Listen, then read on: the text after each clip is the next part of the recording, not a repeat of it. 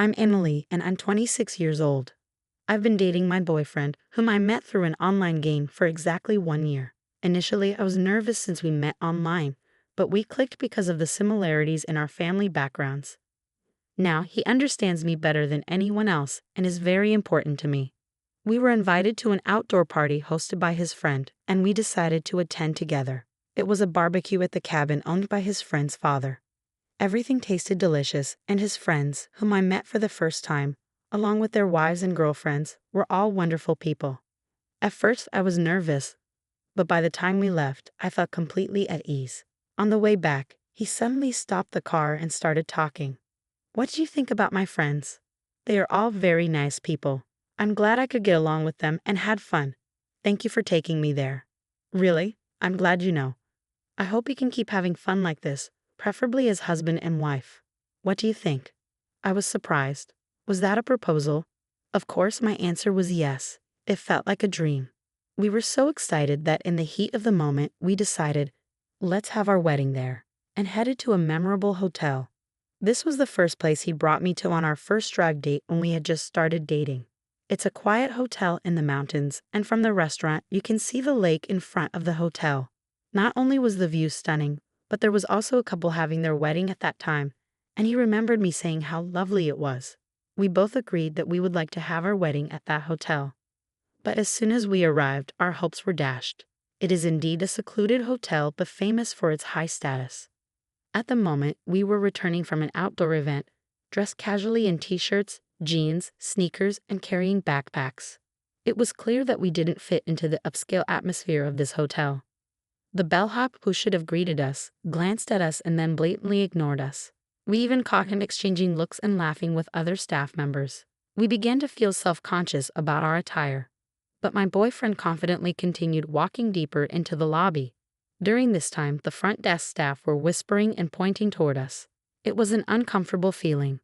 The last time we were here, we were dressed more formally, and the atmosphere was completely different. Feeling out of place, I tugged at his hand, but he pulled mine back as if to tell me not to worry.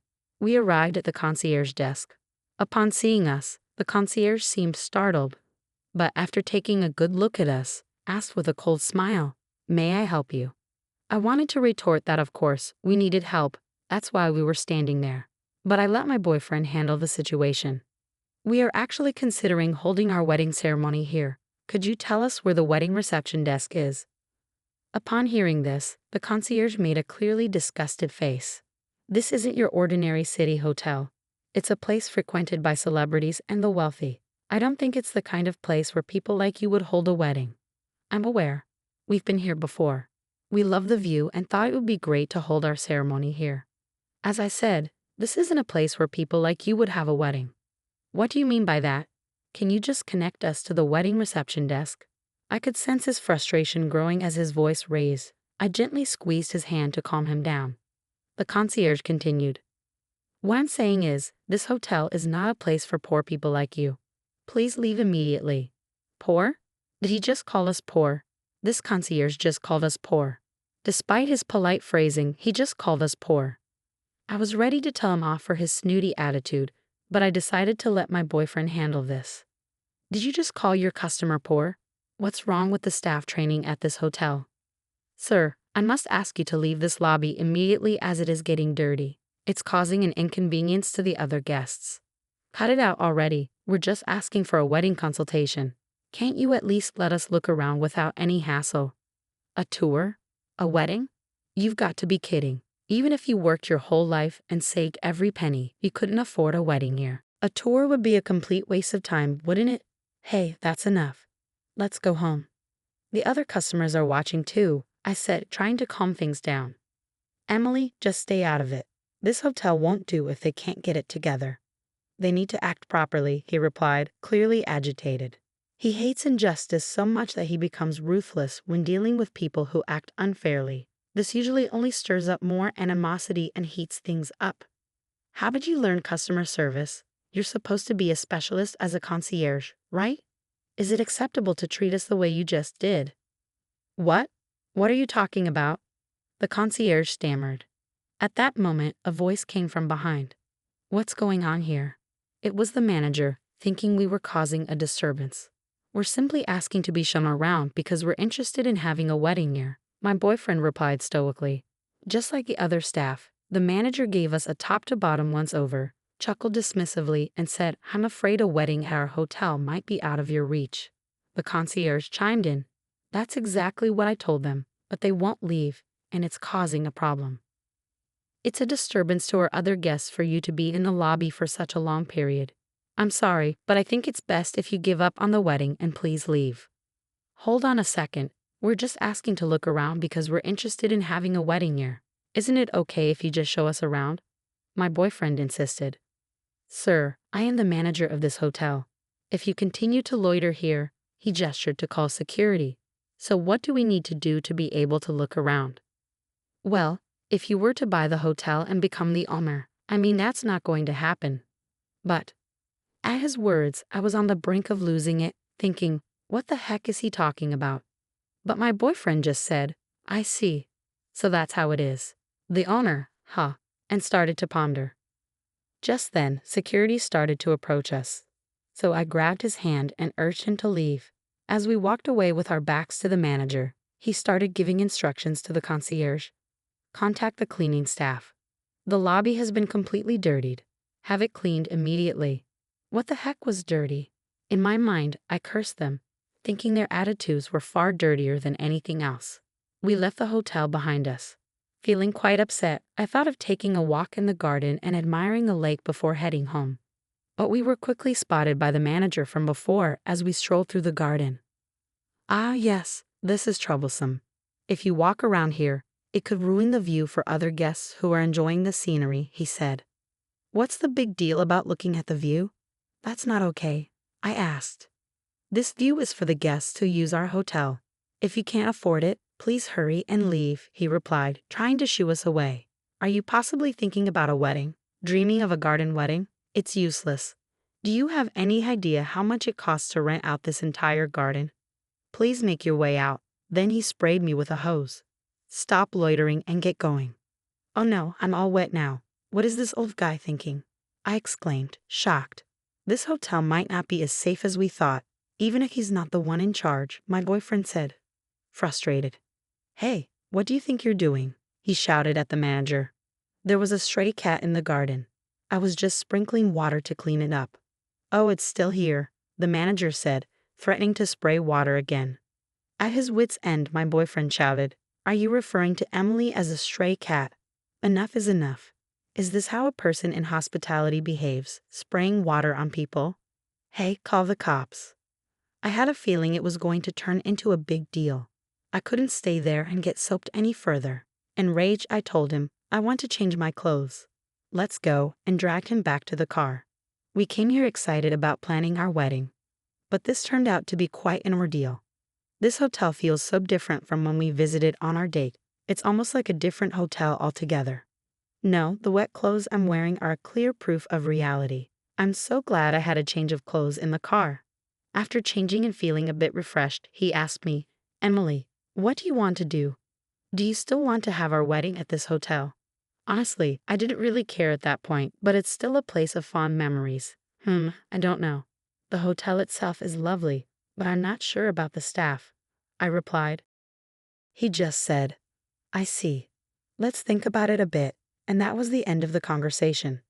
Afterwards, we decided to at least pay our respects to both families, and it's been a whirlwind since then. Our parents asked about our plans for the wedding and reception. For now, we told them we'd like a small, intimate ceremony with only friends and family and asked them to hold off on the location. We've been visiting bridal fairs at other hotels, looking for a good place, but we haven't found one that feels just right. I was in a bit of a bind. Perhaps a wedding abroad would be an option. Just as I was flipping through a bridal magazine with these thoughts, my boyfriend called. Emily, we did it. We can get married at that hotel. What? What do you mean? It was a bit of a struggle, but since it's my hotel now, you can plan the wedding any way you like. Can you believe it? He had been working on this all along. Turns out he's the son of a wealthy family and managed to get that hotel acquired by their chain of hotels. The old man said if I wanted to get married, I should become the hotel owner, he said, sounding quite pleased. I was too stunned to say anything in response to his surprising actions, but we decided to visit the hotel. The following week, the big day finally arrived. On the way there, my boyfriend said cheerfully, "The hotel's reputation hasn't been great lately, and it's been affecting business. So I'll work on making it a better hotel, okay?" He seemed to be having a lot of fun. The last time we visited, it was nerve-wracking because of how we were treated. But this time, the hotel staff were prim and proper, ready to welcome their new owner. Looking around, I noticed that the bellboy who once scoffed at us was now bowing deeply in welcome. If they could welcome us properly now, they should have done so from the beginning. Knowing about their previous terrible service, their current behavior seemed quite insincere. I felt like laughing at them, but I had to keep my composure. And then came the hotel manager. "Welcome, Mr. Owner," he said. Not just the manager, but also the concierge and the rest of the staff greeted us respectfully. They didn't seem to realize that we were the poor people they had treated terribly before. It's shocking to see such a difference in treatment based on appearance. The way they changed their attitude so quickly is honestly appalling. But it's a good lesson for me. We were shown to the owner's suite. The manager was fawning over us. We've been eagerly awaiting the arrival of the new owner, and to think it's someone as young as you. It's truly impressive that you are the owner of this hotel at your age. Your wife is also quite beautiful, a truly stunning couple. Huh, who is this guy? You called us stray cats, but now you're saying we're handsome and beautiful. Aren't those glasses missing lenses? It's wild how the manager doesn't remember customers' faces at all.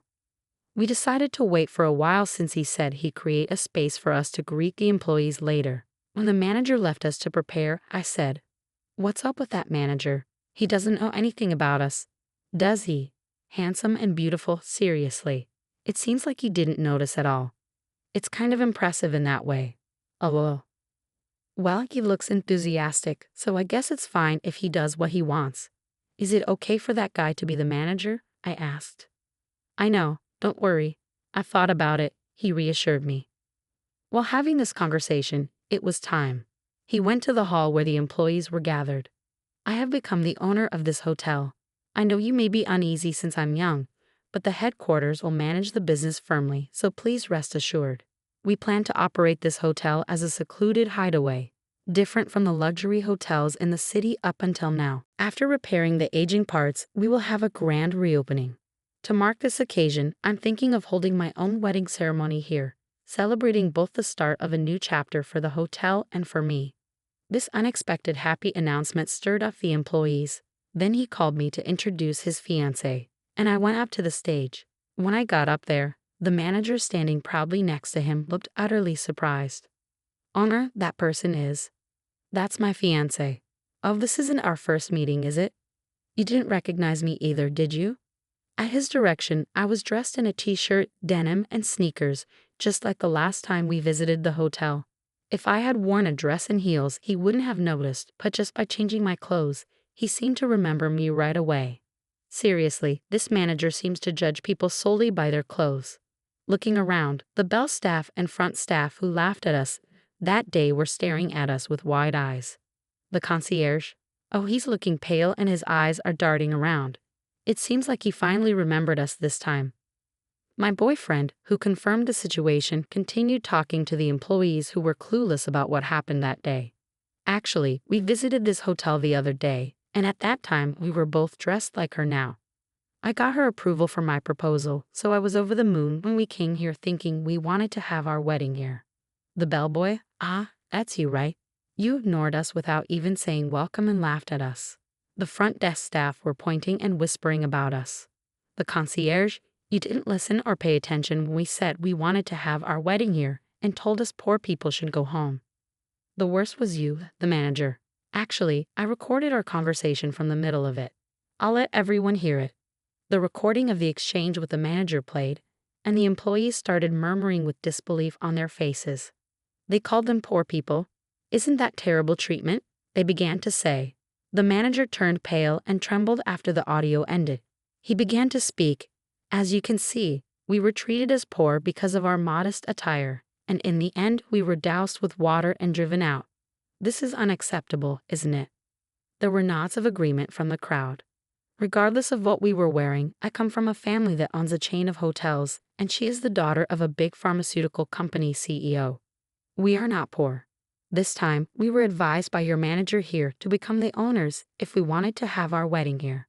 But what if we were other guests? This should never happen, right? This hotel, which is not particularly conveniently located, should offer the best service to all guests who take the trouble to come here. I want to return this hotel to that state. It was once like that. Let's make this the best hotel together. Applause filled the room. Afterwards, he demoted everyone from the manager and concierge to staff who had reports of poor work attitudes. The manager and concierge were asked to start from scratch, learning from the cleaning staff. In their place, staff who had been neglected despite their excellence, as well as part-timers, were promoted to better positions. He placed the right people in the right roles, creating a lively working environment. He actively listened to opinions, quickly implementing good ideas with a sense of urgency. Even as an onlooker, you could feel the overall atmosphere of the hotel improving. And so he successfully transformed the hotel. By the way, we were able to hold our wedding ceremony at the hotel as initially planned. Of course, it was during a quieter time, and we kept it low-key. About a year later, he handed the hotel management over to a new manager and quickly stepped down. It should be okay now, he said, but it seems the real reason was that he didn't have time to play his favorite video games.